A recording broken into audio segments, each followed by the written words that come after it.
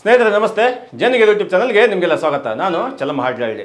ಅಂತೂ ಇಂತೂ ನಮ್ಮ ರಾಷ್ಟ್ರದ ಮಾಜಿ ಪ್ರಧಾನಮಂತ್ರಿ ಎಚ್ ಡಿ ದೇವೇಗೌಡ ಅವರಿಗೆ ರಾಜ್ಯಸಭಾ ಸ್ಥಾನ ಇಲ್ಲ.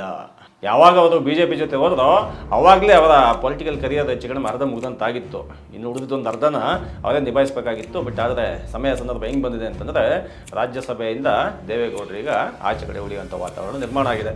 ಅಲ್ಲಿಗೆ ಬಿಜೆಪಿ ಮತ್ತು JDSನ ನಡುವಿನ ಸಂಬಂಧದ ಇನ್ನೊಂದು ಮುಖ ಪರಿಚಯ ಆಗ್ತಾ ಹೋಗುತ್ತೆ.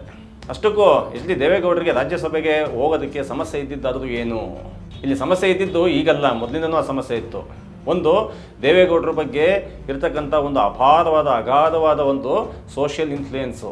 ಅಷ್ಟು ದೇವೇಗೌಡರ ಬಗ್ಗೆ ಅವರ ಕಡು ವೈರಿಗಳು ಕೂಡ ಈಗ ಬಾಯಿಗೆ ಎರಡು ಮಾಡೋದಕ್ಕೆ, ಅವ್ರ ಬಗ್ಗೆ ಕೆಟ್ಟದಾಗಿ ಮಾತಾಡೋದಕ್ಕೆ ಹೆದರ್ತಾರೆ. ಒಳಗಡೆ ಎಷ್ಟೇ ದ್ವೇಷ ಇದ್ರು, ಎಷ್ಟೇ ಸಿಟ್ಟಿದ್ರು ಕೂಡ ದೇವೇಗೌಡರ ಬಗ್ಗೆ ಮಾತಾಡುವಷ್ಟು ಎದೆಗಾರಿಕೆ ರಾಜ್ಯದಲ್ಲ, ರಾಷ್ಟ್ರದಲ್ಲೇ ಯಾವ ನಾಯಕರುಗಳಿಗೂ ಕೂಡ ಇಲ್ಲ. ಆದರೂ ಕೂಡ ಒಳಗಡೆ ಬೇಗುದು ಇದ್ದೇ ಇತ್ತು. ಹೇಗೆ ಈ ದೇವೇಗೌಡರು ಮತ್ತು ಅವರ ಫ್ಯಾಮಿಲಿಗೆ ಸೇರಿದಂಥ JDS ಪಕ್ಷವನ್ನು ಮೂಲೆ ಗುಂಪು ಮಾಡಬೇಕು, ಇದೊಂದು ಸ್ಟ್ರಾಟಜಿ ಮೊದಲಿಂದ ನಡೀತಾನೆ ಇದೆ. ಒಂದು ಕಡೆ ಆ ರೀತಿಯ JDS ಎನ್ನುವ ಪ್ರಾದೇಶಿಕ ಪಕ್ಷವನ್ನು ಮುಗಿಸ್ತಕ್ಕಂತಹ BJPಯ ಪ್ರಯತ್ನ, ಕಾಂಗ್ರೆಸ್ನ ಪ್ರಯತ್ನ, ಇವೆಲ್ಲ ಪ್ರಯತ್ನದ ನಡುವೆ ಕೂಡ JDS ಒಂದಷ್ಟು ಉಸಿರಾಡ್ಕೊಂಡು ಬಂದಿತ್ತು. ಅದು ಯಾಕೆ?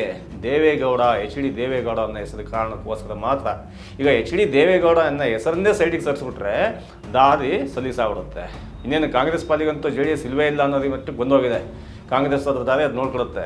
ಏಕೆಂತಂದರೆ NDA ಅಲಯನ್ಸು ಮತ್ತು ಇಂಡಿಯಾ ಅಲಯನ್ಸ್ ಅಂತಕ್ಕಂಥದ್ರಲ್ಲಿ ಎರಡು ವಿಭಾಗಗಳಲ್ಲಿ ಈಗ JDS ಮೋದಿ ಕಡೆ ಅಂದರೆ NDA ಕಡೆ ಗುರುತಿಸ್ಕೊಂಡು ಆಗೋಗಿದೆ. ಅದು ಮುಖಾಂತರ ಈಗ ಎಷ್ಟು ತೀವ್ರವಾಗಿ ನಡೀತಾ ಇದೆ ಅಂದರೆ, ಇವತ್ತು ಇಂಡಿ ಅಂದರೆ ಕಾಂಗ್ರೆಸ್ ಮುಖಂಡತ್ವದ ಇಂಡಿ ಸಭೆ ಇದೆಯಲ್ಲ, ಅದು ಇವತ್ತು ನಡೀತಾ ಇದೆ. ಅಲ್ಲಿಗೆ 29 ಪಕ್ಷಗಳು ಸೇರ್ಕೊತಾ ಇದ್ದಾವೆ. ಅದರಲ್ಲಿ ತಮಿಳುನಾಡಿನ DMK ಪಕ್ಷ ಭಾಳ ಕಾಂಗ್ರೆಸ್ ಜೊತೆ ಭಾಳ ಸುದೀರ್ಘವಾದ ಅವಧಿಯ ಸಂಬಂಧವನ್ನು ಹೊಂದಿದಂತಹ DMK ಪಕ್ಷಕ್ಕೆ ಆಹ್ವಾನ ಇಲ್ಲ. ಅಲ್ಲಿಗೆ ತಮಿಳುನಾಡಿನಿಂದ DMK ಪಕ್ಷ ಹೋಗಿ ಈಗ ತಮಿಳುನಾಡಿನಿಂದ ವಿಜಯ್ನ ಹೊಸ ಪಕ್ಷ TVK ಇದೆಯಲ್ಲ, ಅದು ಇವಾಗ ರಾಹುಲ್ ಗಾಂಧಿ ಅವರನ್ನ ಇಂಡಿ ಟೀಮ್ಗೆ ಸೇರ್ಕೊಂಡ್ಬಿಟ್ಟಿದೆ. ಹೀಗೆ ರಾಜ್ಯಾದ್ಯಂತ ನಾನಾ ವಿಚಾರಗಳು ನಡೀತಾ ಇರುವಾಗ ರಾಷ್ಟ್ರದಲ್ಲೇ ಒಂದು ಒಳ್ಳೆಯ ಹೆಸರು ನಡ್ಕೊಂಡಿರ್ತಕ್ಕಂಥ, ರಾಜಕೀಯವಾಗಿ ಇನ್ನೂ ಕೂಡ ನಾನು ಸಕ್ರಿಯವಾಗಿರ್ತೀನಿ, ಅಗಾಧವಾದ ಅನುಭವ ಇದೆ, ಇನ್ನೂ ಕೂಡ ರಾಜಕೀಯ ತಂತ್ರಗಾರಿಕೆ ಮಾಡೋಕ್ಕೆ ಗೊತ್ತಿದೆ, ಜನಗಳು ಉದ್ಧಾರ ಮಾಡೋದು ನಮಗೆ ಕನಸು, ಇನ್ನು ನಾವು ಮಾಡಲೇಬೇಕು, ಆ ಥರ ಕನಸನ್ನು ನಾವು ಇನ್ನೂ ಇಟ್ಕೊಂಡಿದ್ದೀವಿ ಅಂತಕ್ಕಂಥ ದೇವೇಗೌಡರನ್ನ ಸೈಡಿಗೆ ಕೂರಿಸಿರೋದಿದೆಯಲ್ಲ, ನಿಜಕ್ಕೂ ಕೂಡ ಕರ್ನಾಟಕ ರಾಜ್ಯ ಮತ್ತೊಮ್ಮೆ ಯೋಚನೆ ಮಾಡಬೇಕಾದಂಥ ವಾತಾವರಣ ನಿರ್ಮಾಣ ಮಾಡಿದೆ. ಯಾಕೆ ಅಂತಂದರೆ ದೇವೇಗೌಡ ಅನ್ನೋರು ಹೇಳ್ಬೋದು, ಎಷ್ಟೋ ಜನ ಯುವಜನರಿಗೆ ಅವಕಾಶ ಸಿಗಲಿ, ಯುವಜನರು ಹಿಂಗಾಗಬೇಕು ಅಂತ. ಈಗ ಯುವಜನತೆಯನ್ನೇ ರಾಜಕೀಯಕ್ಕೆ ತರಬೇಕು ಅಂತೇಳಿ ದಾವಣಗೆರೆಯಲ್ಲಿ ಸಮರ್ಥ ಶಿವಶಂಕರಪ್ಪ ಅನ್ನುವ ಬಾಲಕನ ತಂದು ಕೂರಿಸಿದೀವಲ್ಲ, ಈ ರೀತಿ ತರದಾದ್ರೆ ನಿಮಗೆ ಯುವಕರಿಗೆ ಬ್ಯಾಲೆನ್ಸ್ ಮಾಡೋದಂಗೆಲ್ಲ ಆಯಿತು, ಯುವಕರಿಗೆ ನೀವು ಬೆಲೆ ಕೊಟ್ಟಂಗೆಲ್ಲ ಆಯಿತು, ಯುವಜನತೆಯ ಮನಸ್ಸಲ್ಲಿ ಎಲ್ಲಿ ಕೂತಂಗಾಯಿತು. ಇವೆಲ್ಲ ಯೋಚನೆ ಮಾಡಿದ್ರೆ ಆ ಯುವಜನತೆಯ ಅನುಭವ ಇಲ್ಲದ, ಇನ್ನು ಮಕ್ಕಳ ಆಟ ಆಡ್ತಾರಲ್ಲ ಆ ರೀತಿಯ ರಾಜಕಾರಣಿಗಳಿಗಿಂತ ದೇವೇಗೌಡರಂತಹ ರಾಜಕಾರಣಿಗಳು 1000 ಪಾಲು ಉತ್ತಮ. ದೇವೇಗೌಡರಲ್ಲಿ ಇದ್ದಾರೆ ಅಂತಂದರೆ ಅವರು ಇರುವಿಕೆ ದೊಡ್ಡ ಘನ ಉಪಸ್ಥಿತಿ.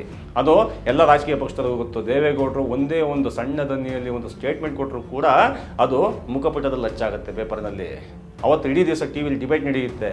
ಅದಕ್ಕೋಸ್ಕರ ಅವರೇನು ತೀರಾ ಬೇರೆ ರಾಜಕಾರಣಿಗಳ ಥರ ಗಂಟೆಗಟ್ಟಲೆ ಮಾತಾಡಬೇಕಾಗಿಲ್ಲ, ಸ್ಟ್ರಾಟಜಿ ಮಾಡಬೇಕಾಗಿಲ್ಲ. ಯಾಕೆ ಅಂತಂದರೆ ದೇವೇಗೌಡರಿಗೆ ಗೊತ್ತಿರತಕ್ಕಂಥ 1962ನೇ ಇಸ್ವಿಯಲ್ಲಿ ಮೊದಲ ಬಾರಿಗೆ ಶಾಸಕರಾದಂಥವ್ರು. ಅಲ್ಲಿಗೆ 2000 ಇಸ್ವಿಯಿಂದ ಆ ಕಡೆಗೆ 40 ವರ್ಷದ ಅನುಭವ, 2000 ಇಸ್ವಿಯಿಂದ ಈಚೆಗೆ 26 ವರ್ಷದ ಅನುಭವ. ಅಲ್ಲಿಗೆ ಲೆಕ್ಕ ಹಾಕಿ ಎಷ್ಟು ವರ್ಷದ ಅನುಭವ ಆಗೋಯ್ತು ಅಂತ. ಅಷ್ಟು ಸುದೀರ್ಘ ಅವಧಿಯ ಅನುಭವ ಇರತಕ್ಕಂಥ ಎಚ್ ಡಿ ದೇವೇಗೌಡರನ್ನ ಈ BJP ಪಕ್ಷ ಈಗ ಮೂಲೆ ಗುಂಪು ಮಾಡ್ತಾ ಇದೆ. ಆ ಮೂಲೆ ಗುಂಪು ಮಾಡೋದನ್ನು ಕರ್ನಾಟಕದ JDS ಪಕ್ಷ ಯಾವ ರೀತಿ ತಗೊಳುತ್ತೆ? ಒಂದಂತದ ಪ್ರಕಾರ ಇದು JDS ಪಕ್ಷ ಆಲ್ರೆಡಿ ಅಕ್ಸೆಪ್ಟ್ ಮಾಡ್ಕೊಂಡು ಆಗೋಗ್ಬಿಟ್ಟಿದೆ. ಖುದ್ದು ಅವರ ಮಗ ಎಚ್ ಡಿ ಕುಮಾರಸ್ವಾಮಿ, ಕೇಂದ್ರ ಮಂತ್ರಿ ಎಚ್ ಡಿ ಕುಮಾರಸ್ವಾಮಿ ಅವರೇ, ಇದು ಸಹಜವಾದ ನಡವಳಿಕೆ, ಹೊಸಬ್ರಿಗೆ ಅವಕಾಶ ಸಿಗಲಿ, ಕ್ಯಾಸ್ಟ್ ಕೆಮಿಸ್ಟ್ರಿ ವರ್ಕೌಟ್ ಆಗಬೇಕು ಅನ್ನೋ ಕಾರಣಕ್ಕೋಸ್ಕರನೇ ಹುಬ್ಬಳ್ಳಿಯ M ನಾಗರಾಜು ಅಂತಕ್ಕಂಥ ವ್ಯಕ್ತಿಗೆ ಆಗಲೇ ಆ ಸೀಟ್ನ ಅನೌನ್ಸ್ ಮಾಡಿದ್ದಾರೆ. ಕರ್ನಾಟಕದಿಂದ ಕೇವಲ BJPಯಿಂದ ಅಂದರೆ NDA ಅಲಯನ್ಸಿಂದ ಒಬ್ಬ ವ್ಯಕ್ತಿ ಮಾತ್ರ ಹೋಗೋಕ್ಕೆ ಸಾಧ್ಯ ಇರತಕ್ಕಂಥದ್ದು. ಯಾಕೆಂತಂದರೆ ಇರತಕ್ಕಂತಹ ಮತದ ಬಲದ ಸಂಖ್ಯೆನೇ ಅಷ್ಟು. ಕಾಂಗ್ರೆಸ್ 3 ಸೀಟ್ ಗೆಲ್ಲುತ್ತೆ, ಕರ್ನಾಟಕ BJP 1 ಸೀಟ್ ಗೆಲ್ಲುತ್ತೆ. ಆ 1 ಸೀಟಿಗೆ ಮೊದಲಿಂದ ದೇವೇಗೌಡರ ಹೆಸರು ಚಾಲ್ತಿಲಿ ಇದ್ದೇ ಇತ್ತು. ದೇವೇಗೌಡರು ಅಂತ ಹೇಳ್ತಾನೆ, ಮಧ್ಯೆ ಸದಾನಂದ ಗೌಡರ ಹೆಸರು ಕೇಳಿಸ್ತಾ ಬಂತು.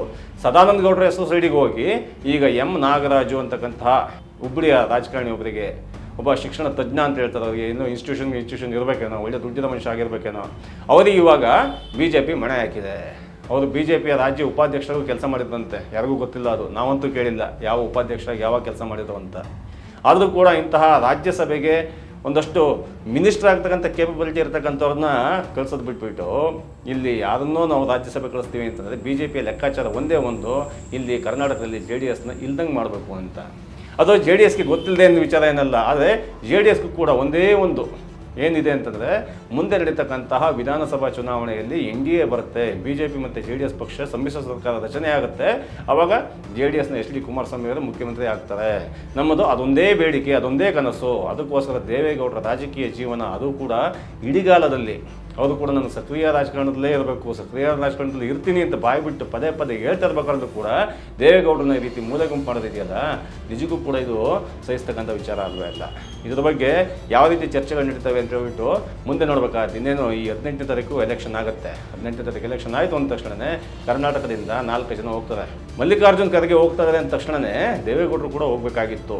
ಇದು ಒಂದು ರೀತಿ ಸಮತೂಕ ಸಮಬಲ ಅನ್ನಂಗೆ ಆಗ್ತಿತ್ತು. ಆದರೆ ಆ ಕಡೆ ಮಲ್ಲಿಕಾರ್ಜುನ್ ಖರ್ಗೆ, ಮನ್ಸೂರ್ ಅಲಿ ಮತ್ತು ಇನ್ನೊಬ್ಬರು 3 ಜನ ಆಗಲೇ ಆಲ್ರೆಡಿ ಎಲೆಕ್ಟ್ ಅನ್ನಂಗೆ ಆಗೋಗಿದೆ.